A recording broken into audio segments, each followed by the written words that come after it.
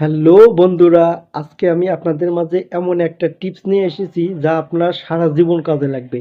আপনি যদি নিশ্চয়ই একজন কন্টেন্ট ক্রিয়েটর হতে চান বা আপনি হবেন এমন চিন্তাধারা নিয়ে থাকেন, তাহলে এই ভিডিওটা আপনার জন্য। কেন, কি কারণে এই কথা বলছি আপনি ভিডিওটা শেষ পর্যন্ত দেখলে বুঝতে পারবেন।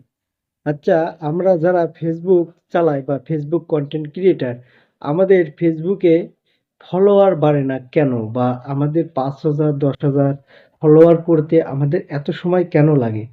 এই বিষয়টিকে আপনি কখনো ভেবে দেখেছেন?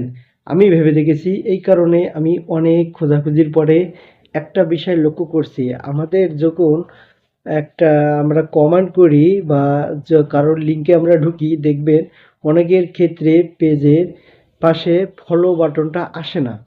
আর এই ফলো বাটনটা না আসার কারণেই অন্য কেউ চাইলেও আপনার পেজটা ফলো করতে পারে না। এখন কি করলে আমাদের পেজের পাশে, আমাদের পেজের নামের পাশে ফলো বাটনটা ফেসবুক শো করবে, সেই কারণটাই আজকে আমি আপনাদেরকে দেখাবো বা শিখাবো। আশা করি ভিডিওটা আপনার জন্য খুব গুরুত্বপূর্ণ হবে। চলুন কিভাবে আপনি এই সেটিংটা খুব সহজেই আপনি অন করবেন সেটা আপনাকে দেখিয়ে দেই। পেজের ভেতরে চলে আসবেন, আসার পরে এই যে সার্চ সেটিং লেখা আছে, এই সার্চ সেটিংয়ে আপনি সার্চ দেবেন ফলো লিখে। ফলো লেখার পরে আপনি চেক করে নেবেন who can follow my page, এখানে পাবলিক করা আছে কি না। যদি পাবলিক করা থাকে, এটা না চিহ্ন না থাকে, এটা থাকলে এটা সেভ করে নেবেন। অনেকের ক্ষেত্রে কিন্তু থাকে না।